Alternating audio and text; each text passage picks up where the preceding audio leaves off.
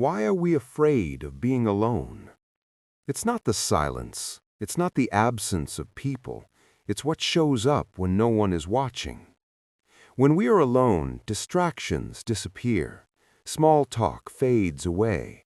There's no one left to confirm who we think we are. And then there's only you.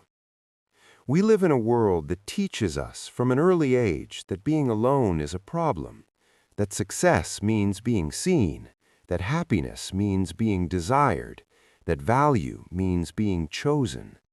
But almost no one teaches us how to sit in silence with our own mind.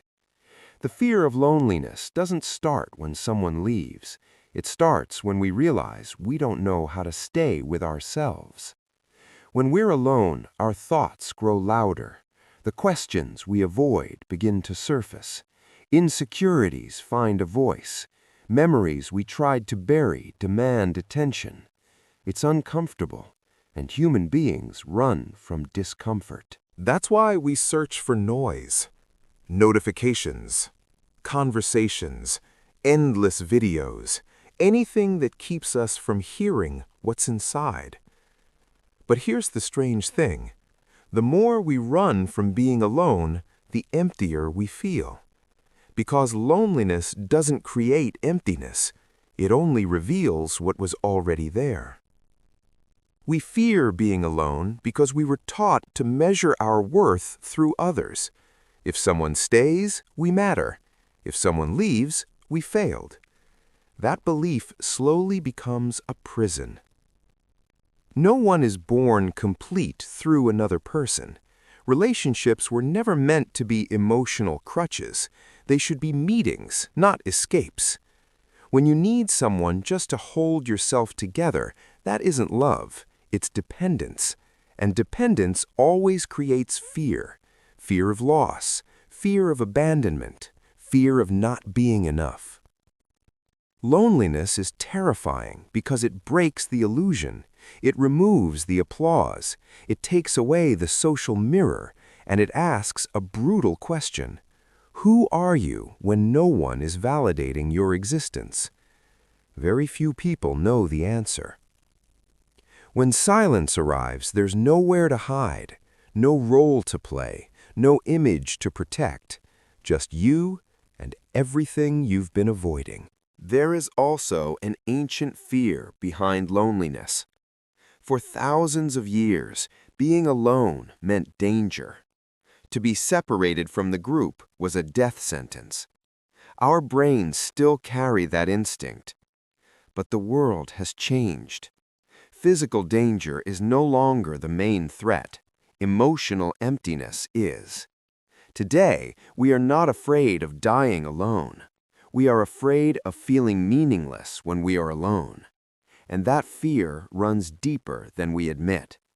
Being alone forces us to face the choices we avoided, the lives we didn't live, the dreams we abandoned, the versions of ourselves we were too afraid to become. That's why many people choose empty relationships over honest solitude. They prefer bad company to truthful silence. Because silence never lies.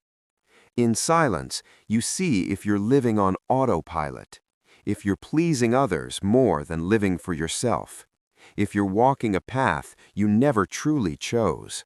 And that realization is frightening. So we distract ourselves again. We fill every moment. We escape inward confrontation. But avoidance has a price, and eventually it always demands to be paid. Here's the truth few people talk about.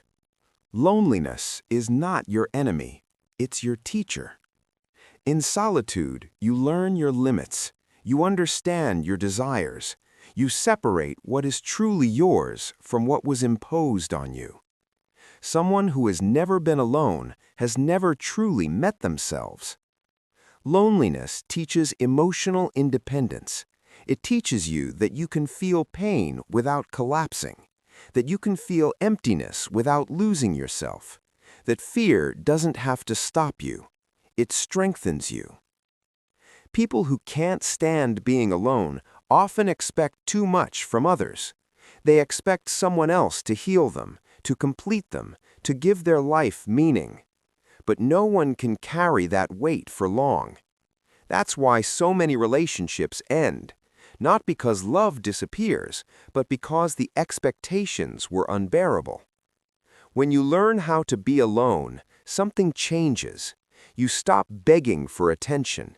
You stop accepting emotional leftovers. You stop confusing presence with connection.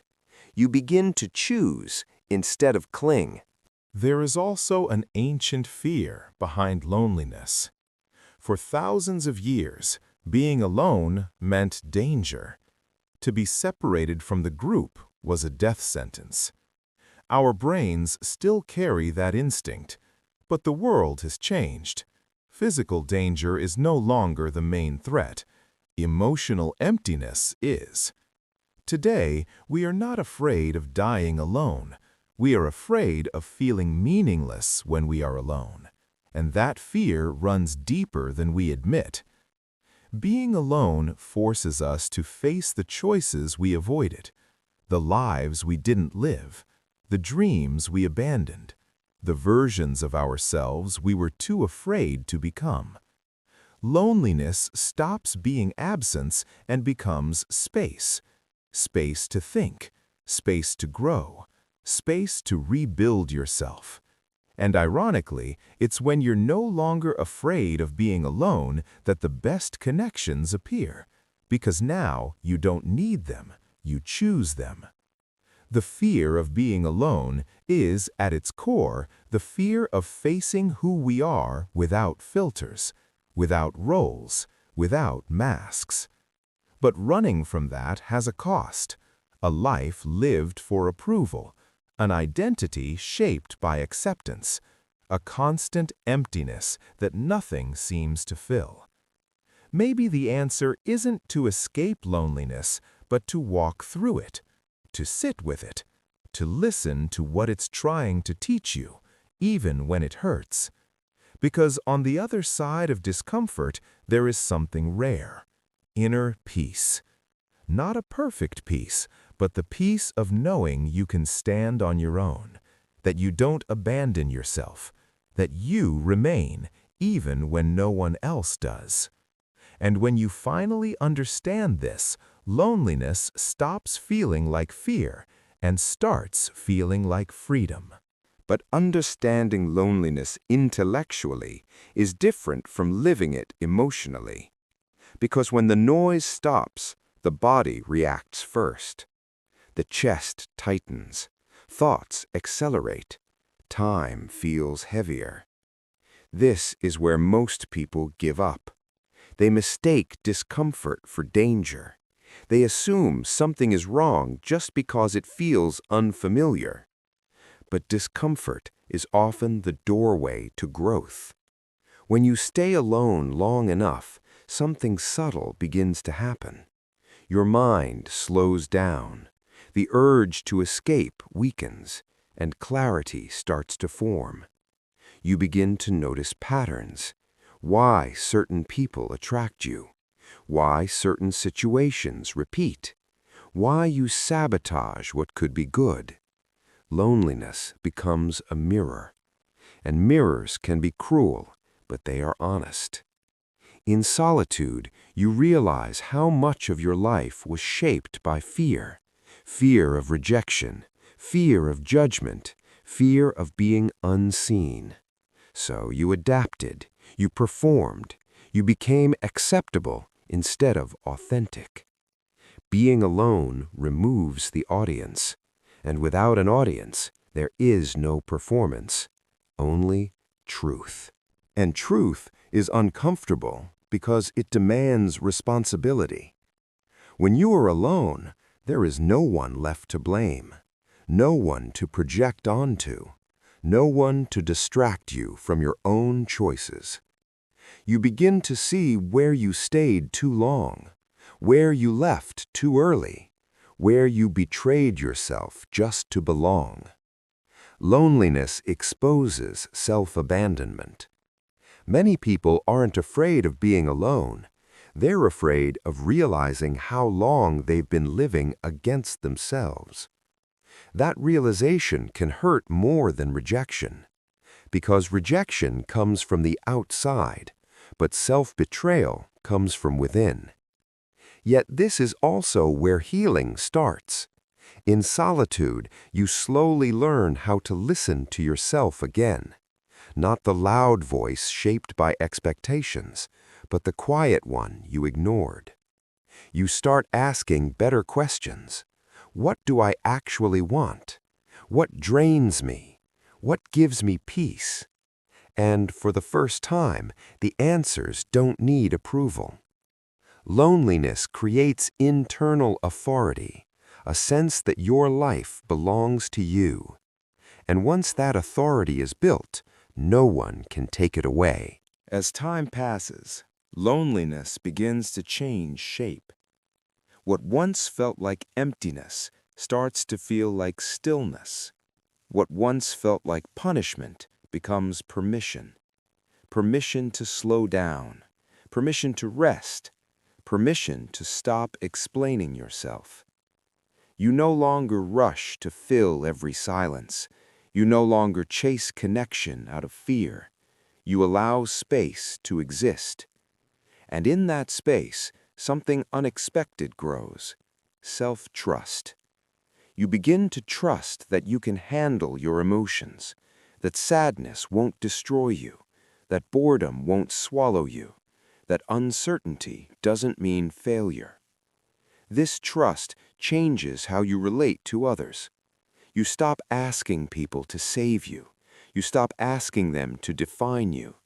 You meet them as equals, not lifelines. Loneliness teaches you how to be present without performing, how to exist without proving, how to breathe without permission. And once you learn that, being alone stops feeling like something to escape. It becomes something you can return to. Eventually, you understand that loneliness was never the enemy. It was the passage, a passage between who you were and who you are becoming. Most people never walk through it.